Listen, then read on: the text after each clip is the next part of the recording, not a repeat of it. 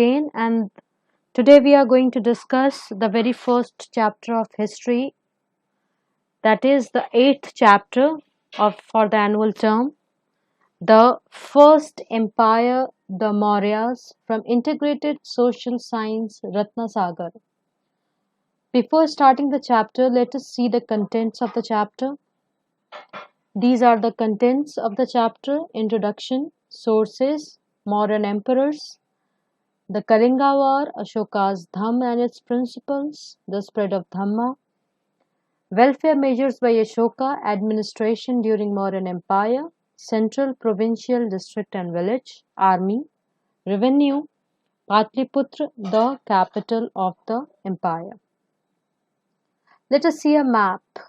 In this map, you can see the extent of the Mauryan Empire. The Mauryan Empire, which was established around 321 or 322 BCE and ended in 185 BCE. This empire was the first pan-Indian empire, an empire that covered most of the Indian region. It spanned across the central and northern India as well as over the parts of modern Iran. The period of Mauryan Empire marked a new epoch in the history of India. It is said to be a period when chronology became definite. It was a period when politics, art, trade, and commerce elevated India to a glorious height. It was a period of unification of the territories which lay as fragmented kingdoms. Moreover, Indian contact with the outside world was established effectively during this period. Now, there must be a question arising in the mind that from where did we get the information of this empire? What are the sources of the information? Let us discuss the sources of information of the Mauryan Empire. The main sources of information on the Mauryas are two books. The first one is the Indica by Megasthenes, and the second one is the Arthashastra by Kautilya. There are other sources of information also. They are the rock and pillar edicts of Emperor Ashoka and coins. Coins are another important source. Megasthenes' Indica tells us about the political, social, and economic conditions of the life during that period. And the Arthashastra deals with how to govern an empire. It describes the administration of the Mauryas. This one is the family tree of the Mauryan Empire. Do have a look at this family tree for a while, and then we will turn on to the next slide. As you can see here, Chandragupta Maurya, Bindusar, Ashoka. So here is the family tree of the Mauryan period, of the Mauryan emperors. Let us turn into the next slide. We'll be discussing about the first Mauryan ruler and emperor, the Chandragupta Maurya. Chandragupta Maurya was the first ruler of the dynasty. He ruled from 321 to 297 BCE, and the map which appeared next to his image is showing us the empire, the Mauryan Empire during his rule. As you can see here, the vastness of the Mauryan Empire under Chandragupta Maurya. He was assisted by his minister Kautilya, whose childhood name was Vishnugupta and was also known as Chanakya. Chandragupta Maurya overthrew the last Nanda ruler Dhananand in 321 BCE. He was supported by his minister Chanakya. Chandragupta first conquered Magadh. This is the region, Magadh, and then after conquering Magadh, he defeated Seleucus Nicator. Seleucus Nicator, a general of the Greek king Alexander the Great. He then tried to strengthen his control over other parts of northern India. Who? Chandragupta Maurya. Turning on to the next slide, let us know something about Chanakya. Chanakya, the guru, the one who assisted Chandragupta Maurya in establishing the Mauryan Empire and in conquering the kingdoms which were somehow fragmented. Chanakya, also known as Kautilya Vishnugupta, he was the minister of Chandragupta. There is a story related to Chandragupta also. Chandragupta, not Chandragupta, it's Chanakya. Chanakya was once insulted by the Nanda ruler, and then and there he vowed to overthrow that Nanda ruler. That is why he he made an alliance. He assisted Chandragupta Maurya in establishing the empire also.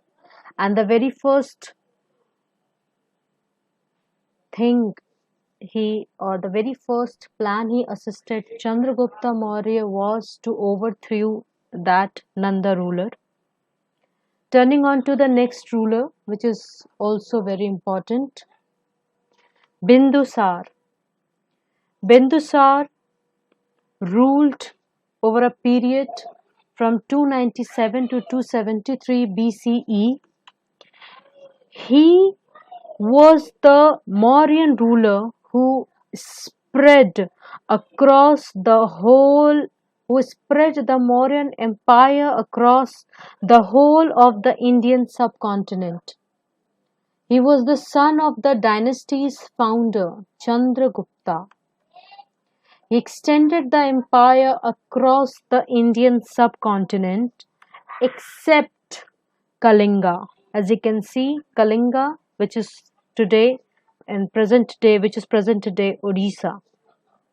Turning on to the next slide, let us read about one of the greatest rulers ever and the most famous Mauryan king, Ashoka.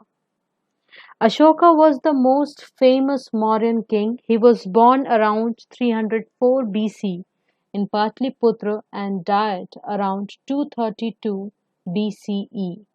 He ruled from a period of 273 to 232 BCE, and he was also known as Ashoka the Great. Ashoka governed his kingdom well. His numerous rock and pillar edicts spread over a large part of India.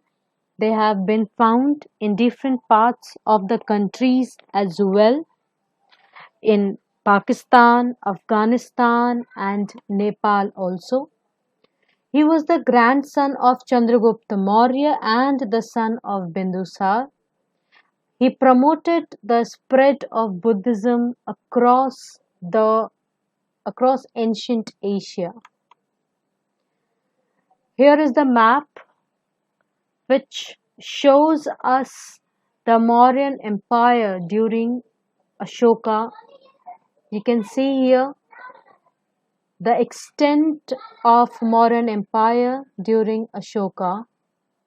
He was the one who conquered Kalinga also. When Ashoka became the king, as we all know, that Kalinga was the only kingdom which was not under Mauryan control. Bindusar was also not able to succeed or to conquer that part of India. Kalinga was very important territory for the Mauryans also. Why? Because it controlled the land. As you can see, the place where Kalinga is, okay, the Odisha, the present day Odisha is, it is the land, it controlled the land and sea routes to South India and Southeast Asia, to Southeast Asia as well. Ashoka attacked Kalinga and conquered it with a fierce battle. You are able to see here the images of the Kalinga War, how ferocious the battle was. But this battle was a turning point in life of Ashoka. The death, the destruction, the suffering of people saddened him. He realized the uselessness of fighting a war, and he vowed not to fight any more wars. He gave up the policy of conquest through war, and he began to follow a policy of conquest through dharma.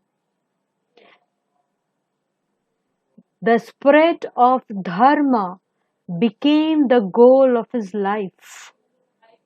He devoted his life to serve his people, and this all happened because of the bloodshed that happened during the Kalinga War. The reasons for invading Kalinga were both political and economic.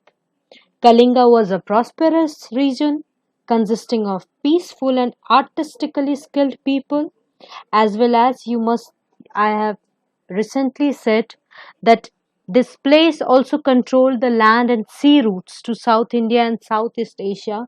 That is why this place was very important for Ashoka to conquer. The Kalinga, the region Kalinga was under the rule of the Nanda Empire until the empire's fall in 321 BCE. This empire was somehow this war that waged during 261 BCE was basically between the Maurya Empire under Ashoka and the state of Kalinga under Mahapadmanabha. Okay, the war was fought between Ashoka and Mahapadmanabha. And you have seen already here that this war was the turning point in life of Ashoka. He was saddened by the death, and no war in the history of India as important either for its intensity or for its results as the Kalinga War of Ashoka. Why? No war in history of India is as important as the Kalinga War, because this war has changed the human history. The human history has changed the heart of the victor. Whosoever won the battle was, for the very first time, there was a change in heart. We have seen a change in heart after a war. And this change occurred in Ashoka. This war took a tremendous toll of life and property, and the 13th Rock Edict of Ashoka throws light on this war. Do go through Google search for the 13th Brock Edict of Ashoka. You may find out facts related to the Kalinga War. This is all for today. We'll be meeting again with the next topic from this chapter, Ashoka's Dhamma, Principles of Dhamma, the welfare measures by Ashoka, and how he spread Dhamma in the very next module. Till then, have a nice day.